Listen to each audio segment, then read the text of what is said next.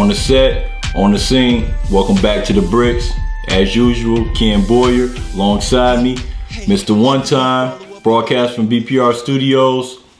Coming down to crunch time for the NBA playoffs, Mike, and you know, unfortunately, man, the story out, you know, hearts breaking everywhere, or people celebrating everywhere.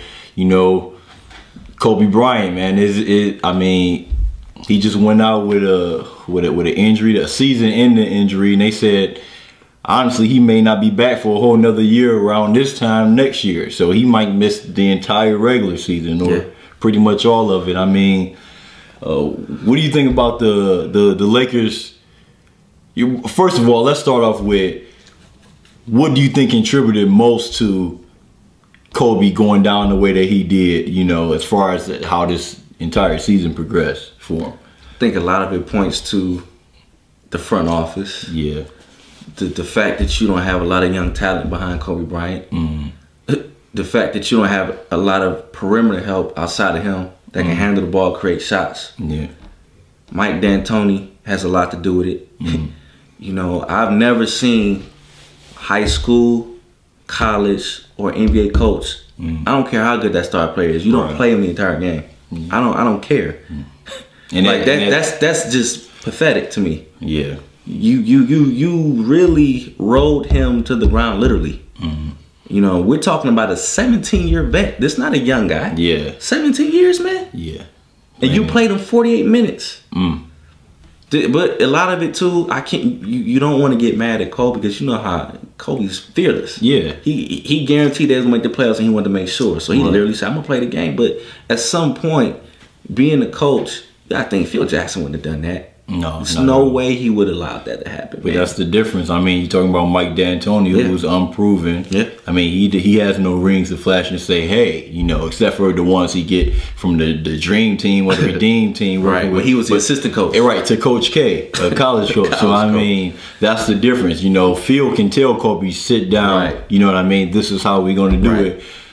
It really speaks to, you know, I really feel like it's a lot of it goes to Kobe Bryant, because obviously he's dictating what's going on in that organization. But I see what you're saying. Like, you're supposed to be a coach and lead and guide your players, no matter who it is, whether it's Kobe Bryant, Michael Jordan, or whatever. You have a coach to tell you, like, hey, look, Kobe, take a breather, take a breath real quick. Look how Popovich operates. Yeah, exactly. Perfect example. Yeah, he's coached Hall of Famers as well. Yeah, but that's the difference. Mike D'Antoni has no say so into what goes on in that locker room, or what happens even on the floor. Right. So I mean, it's unfortunate how things happen for him, but sometimes that's the way it goes. But everybody's been saying that everywhere we went, we travel in the cut. Anytime we talk to anyone else, you know what I mean, off camera, they say, man, Kobe's out here killing himself. You know, he's out here. This is going to happen. You know, Charles Barkley, you see Stephen, everybody, you know, chime in and say, man, Kobe need to understand you're not a young man. You out here killing yourself. You know, big ups just trying to get into the playoffs, which, you know, he succeeded, and the Lakers look like they will on their way into the playoffs. One more game. Yeah, I mean, it's pretty much a done deal. Because Utah's playing tonight. Now, if Utah loses, they're in. If Utah wins, they gotta win Wednesday night. Yeah, I don't see them having a problem winning Wednesday against Minnesota. I mean, how would they lose that game? And Dwight Howard, I mean, he's beasting out now. You know, him and Pau Gasol work pretty well together, you know, in the games against Golden State. And I actually thought Golden State would be a tough one, you know what I mean, for them to win. That was very difficult. It was a close game. Yeah, I figured that it'll be a pretty tough game. That was going to be their toughest challenge other than San Antonio. Golden State, yes. So the fact that they were able to beat the Spurs and come out, I feel like it's pretty much a lock, but where do you go from here? Yeah, I was thinking, you know, I tweeted it on Facebook pretty much, okay, let's say y'all get in. What you gonna do in the playoffs? I mean, because Dwight pretty much said, you know, before the game yesterday, listen, everybody's not expecting us to win. You know, let's show we're NBA players. We get paid too. We're grown men. Okay, that's nice. That's cool. You had an awesome game last night, you know, dropping 26 and 17. The thing is,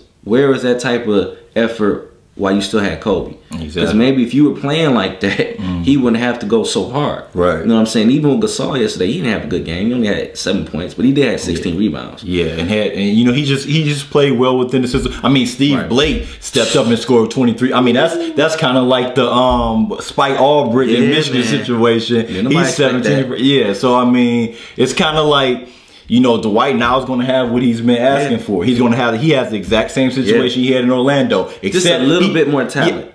He don't have the same talent. The thing is, when you have a low post presence like Dwight, he benefited from having shooters around him. True. You know what I mean? True. Unless Steve Blake is going to become this guy every single night, especially play. I mean, good luck with that one. You know, but as far as Kobe and the whole injury and the Lakers organization, I mean, they're saying that Kobe is guaranteed that $30 million next year, and they're going to give it to him unless he just somehow doesn't come back at all, which I doubt. It's Kobe Bryant. You know what I mean? And even if he has incentive just to get up for $30 million, if it's just to get healthy and get on the court, you know what I mean, for a quarter, and he has his $30 million. But I mean, what do you think about, you know, like Kobe's ability to? I mean, they say he could come back in 6 months now. Now, I mean, he could do it in 6, but after the tweets and everything like that you've been hearing from him, and, you know, the somberness to his voice. I mean, do you think that's even possible? I mean, it's possible because he's Kobe Bryant, you know. But I mean, medically talking, that don't sound smart to literally try to get back on the court in 6 months. You don't want to re-injure it. You know what I'm saying? And then cause even more, you know, cause a longer heal. So if I were Kobe, you're probably looking at him being out at least until All-Star break next year. You know, that would probably be that put him at right about 10 months, which is a decent amount of time. You know, you saw what Adrian Peterson did. Yeah, I mean, it's possible. He got an ACL, and then the same calendar year, pretty much he started game 1 of regular season. Right. So and you had the same situation, you know, with Marcus Lattimore and, you know, the situation in South Carolina running back there. Same thing like Adrian Peterson was able to do, like you said. But, I mean, as far as, you know, Kobe gave the timeline saying that this next year coming up would be his last year. Now, you coming off of an injury like that this serious, and do you feel like if he does come back, say after All-Star break or towards the latter end of the season, going into the playoffs, if the Lakers are able to make some moves and make some noise and make that happen, do you still feel like he'll honor that, or do you feel like he'll still catch the bug again and say, you know what, I missed I missed out on 2 opportunities, you know? You know what, man, honestly, I'll talk with some guys like at work about that. Me personally, my gut feeling, I think Kobe gonna play until he's 40. That's just me. Like he's not really showing any signs of slowing down. The only thing that he might really have to change is just his shot selection and how much he's shooting. Maybe, you know, when Jordan, he started becoming more of like a fadeaway pull up type. You know, didn't really do it off the dribble as much, didn't have as much explosiveness, but he still was savvy and was able to use, you know, pretty much his other talent, expanding his game. He had to change, you know, the way he played. He wasn't as explosive and athletic anymore. So Kobe's probably going to, you know, they're going to get him a little bit more help. And then he's going to just have to tailor his game down just a little bit. He's not, I don't feel like he'll be do you feel like he'll be the same Kobe Bryant star #1 option still? That's the thing. He arguably the best player still talking in the same breath as LeBron and Durant. Yeah, he's going to have to get a little bit more help, man. But do you feel like he can accept that role though? You know what I mean? That's another Kobe Bryant. I don't see him really accepting that role. I have a strange feeling, and I hope it don't happen this way, that Kobe, this Laker saga with Kobe Bryant is going to end pretty ugly because it's going to be hard for him to face the facts that, you know, when he goes into, you know, his 35th you know, year and 36th year, and they have to say, okay, listen, Kobe, this is, you know, this guy is not going to, you know what I mean, it's not going to fly. You can't be Kobe Bryant taking the same shots or being the guy again, you know. I mean, he did state that he doesn't want to play unless he feels he can play at a high level. Yeah, unless he's at the top, upper echelon and one of the top guys in the league overall, like one of the best players overall, in the same breath as LeBron and Durant, still arguably, you know. So I don't know. That'll be that's a pretty tough thing. But as far as the Lakers going ahead into the playoffs, if they make it in, how do you foresee that going? Because Oklahoma City looks like a lock for that #1. So it seemed like they got the worst possible matchup now.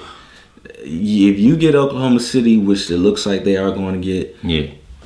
I mean, my biggest thing is, first of all, Russell Westbrook. Mm-hmm. They have no wagon. Even if Nash comes back, he's not gonna be ready. He can't guard nobody. I mean, you worry about Steve Blake. Steve Blake is gonna get eight up. Yeah, neither one of them can match up with Russell Westbrook. Durant, I mean, who gonna guard him? If you want to keep saying why not Test? Look, he not the same defender. So it's gonna. They might get swept, honestly, because it's only so much Dwight and Gasol can do. Right. They still got Perkins in the box. Ain't something they gonna run wild on them. Yeah. I mean, you might can get a game, honestly. And that's the next thing I was going into, was gonna say, you know, how many games you giving. Not if they're gonna win, how many games are you gonna give the Lakers? Are you giving them a straight sweep and OKC lock this up, warm up for the next round? Or the Lakers can get 1 or 2 in? Because mind you, like Kobe leaving may be your top offensive threat, you know, but also, like you said, who's going to check Durant? Like, he is your best option for checking a guy like, you know what I mean, Kevin Durant or something like that, and playing him smartly, you know what I mean? And a guy where those two can go up head to head, like say Durant and LeBron go head to head, and the referees know to pretty much let these guys kind of go at it, because Durant is going to take advantage of that. You put Ronald Test on him, as physical as he is, he's not going to get the same benefit of the doubt as Kobe Bryant would or LeBron would going up against Durant. And not even that. You got to think, their 2 stars are not going to have to work as hard as defense. Right. You think who's Russell worried about guarding? Who's Durant worried about guarding? I mean, they going to have a field day. Seriously, they going to score the points they want and relax. But the Lakers too, I mean, they still have that advantage in the post, in the paint, with Pau Gasol and Dwight Howard looking like he's pretty much healthy now, and he's going to get all the touches he wants now. Yeah. So I mean, we'll the Lakers look like that train is starting to people hopping off of that. They don't know if they hopping on the LA train going to the Clippers or the LA train going to the Lakers. It seems like it seems to be a passing of the baton for those guys. But you know, best wishes to Kobe Bryant and a quick recovery, and also, you know, a real a shout out and a word of comfort and condolences to the people in Boston for the attacks and the explosions. For those guys, I mean, that's really a sad thing to hear about that, man. I mean, you know, hopefully, you know, everything, you know, works itself out, but we'll stay tuned and stay posted on that and anything. God bless. God bless, definitely. God bless. Ken Boyer, Mike Lewis, it's the Bricks.